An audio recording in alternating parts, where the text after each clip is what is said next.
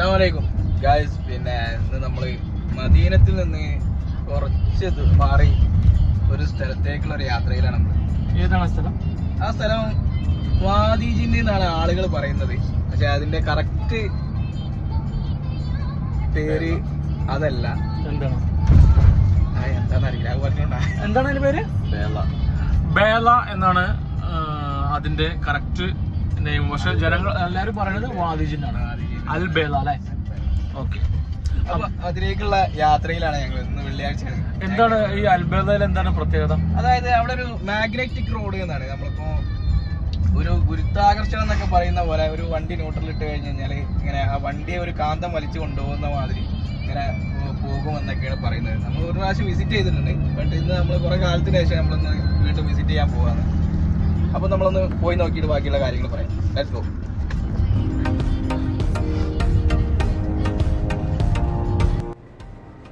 നമ്മളീ പോകുന്ന വഴിയാണ് മദീനയിലെ ഹറാജ്. അതായത് നമുക്ക് വീട്ടിലേക്ക് ഒരു റൂമൊക്കെ സെറ്റ് ചെയ്യണമെന്നുണ്ടെങ്കിൽ കംപ്ലീറ്റ് സാധനം നമുക്ക് യൂസർ ഇവിടുന്ന് കുറഞ്ഞ പൈസ കൊടുത്ത് മേടിക്കാൻ പറ്റും. AC, കബോർഡ്, ചെയർസ്, അങ്ങനത്തെ ടേബിള്, കംപ്ലീറ്റ് സാധനങ്ങൾ.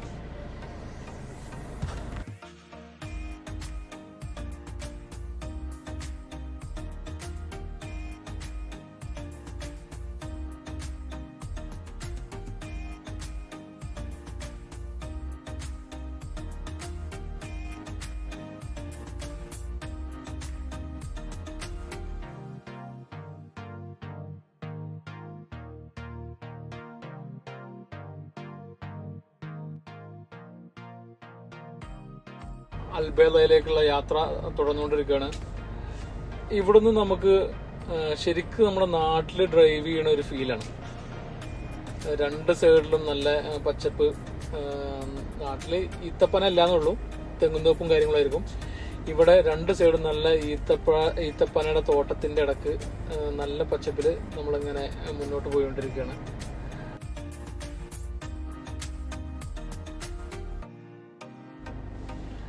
നല്ല രസട്ടോ, അടിപൊളി വൈബാണ്. മുന്നിൽ നമുക്ക് സൺസെറ്റ് ഇങ്ങനെ ചെറുതായിട്ട് കാണാൻ പറ്റും. രണ്ട് സൈഡിലും നല്ല പച്ചപ്പും. സൂപ്പർ. ഈ പോണ വഴി ഇനി നമുക്കൊരു തടാകം കാണാണ്ട്. ഒരു സൂപ്പർ തടാകം, നിറച്ച് മീനുകളൊക്കെ ഉള്ളൊരു തടാകം. അതായത് ഒരുപാട് മുന്നേ ഞാൻ ഈ സ്ഥലത്തേക്ക് പോയ സമയത്ത് ഈ തടാകത്ത് ഞങ്ങൾ വന്നിട്ടുണ്ടായിരുന്നു. അന്ന് തടാകത്തിലെ വെള്ളമൊക്കെ വറ്റിയിട്ട് ശരിക്കും നമുക്ക് ഈ ആഫ്രിക്കൻ മുഴുക്കളൊക്കെ ഒരുപാട് ഇങ്ങനെ പൊങ്ങി ഇങ്ങനെ വരുമായിരുന്നു. പക്ഷെ നമുക്ക് പിടിക്കാൻ പറ്റില്ല. അതുകൊണ്ട് ആരെങ്കിലും വളർത്തണമെന്ന് അറിയാത്തത് കൊണ്ട് അന്ന് ഞങ്ങളത് അതിനെ മീനൊന്നും പിടിച്ചില്ല. ഇന്ന് നമുക്ക് അവിടെ നിന്ന് പോയാൽ സൂപ്പറാണ്. അടിപൊളി ഒരു സ്ഥലമാണ്.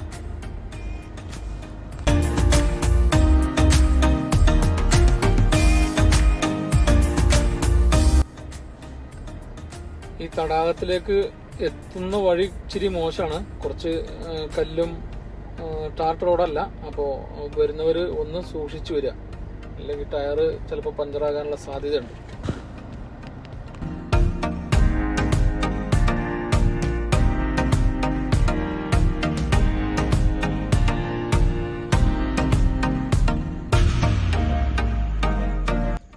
നമ്മളിവിടെ പിന്നെ ഇവിടെ അൽബേല പോകുന്ന വഴിയിൽ അടിപൊളി ഒരു കനാല് മീൻസ് ഒരു നാട്ടില് നമ്മൾ പാടത്തേക്കൊക്കെ ഇറങ്ങൂലേ, അതേമാതിരിയുള്ള ഒരു ഫീല്. നല്ല ഒരു അരുവി ഇങ്ങനെ പോകുന്നതില് നല്ല പാടം ഇങ്ങനെ വറ്റി വരണ്ട് നിൽക്കുന്ന പാടം. അതിലൂടെ ഇങ്ങനെ നടക്കുമ്പോൾ ഇങ്ങനെ ആ നമ്മളുടെ നാട്ടിലെ കൊയ്ത്തൊക്കെ കഴിഞ്ഞാലുള്ള ആ സ്മെല്ലൊക്കെ അടിപൊളി. ഈ സമയത്ത് ഇങ്ങോട്ട് എത്തണം. അതായത് ഒരു 5-6 മണി കഴിഞ്ഞിട്ട് ഇങ്ങനെ ഒരു 1/2 മണിക്കൂർ 3/4 മണിക്കൂർ സ്പെൻഡ് ചെയ്യാൻ ഇങ്ങോട്ട് വരിക. വേറെ ലെവലാണ്. ഇനിയിപ്പോൾ വാട്ടർ ഉണ്ട് ഇവിടെ, അത് പൊളിക്കും. എന്താ ലുക്ക് അറിയാം.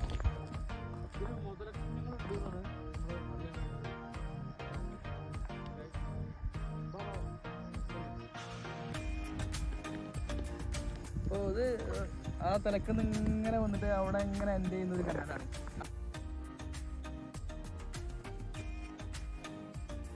അപ്പോൾ വരുന്നവർക്ക് ഈവനിങ് ഒരു സ്പെൻഡ് ചെയ്യാനൊക്കെ വരുന്ന 1 മണിക്കൂറൊക്കെ സ്പെൻഡ് ചെയ്യാൻ വരുന്നവർക്ക് അടിപൊളി ഒരു ഏരിയ കേട്ടോ. അപ്പോൾ എല്ലാവർക്കും വരാം.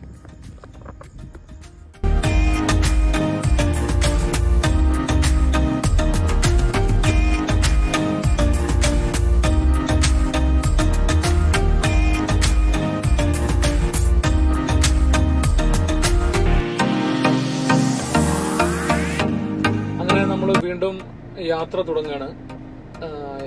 ഇനി ഇവിടെ നിന്ന് അങ്ങോട്ട് കുറച്ച് സ്ഥലം ഫുള്ളായിട്ട് ഈ ഡെസേർട്ടിലെ ബൈക്ക് റൈഡിന്റെ ഒരു ഏരിയയാണ്. നമ്മൾ അവരടുത്ത് ചോദിച്ചു എത്രയാണ്, അപ്പോൾ അവർ പറഞ്ഞത് 10 മിനിറ്റിന് 15 റിയാലൊക്കെ ആണ് അതിന്റെ ചാർജ്. സംഭവം അടിപൊളിയാണ്. ഫുള്ള് മണലല്ല കേട്ടോ, ഫുള്ള് മണലല്ല.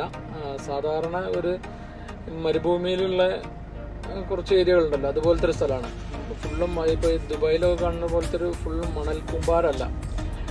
സംഭവം അടിപൊളിയാണ്. ചെക്കന്മാരൊക്കെ ഒരു ലെവലില്ലാതെ പറപ്പിച്ചുകൊണ്ടിരിക്കുകയാണ്. ഇവിടെ ക്യാമൽ റൈഡും കൂടെ ഉണ്ട് കേട്ടോ, ബൈക്കും ക്യാമൽ റൈഡും ഉണ്ട്. നമുക്ക് ഏത് വേണമെങ്കിലും ചൂസ് ചെയ്യാം.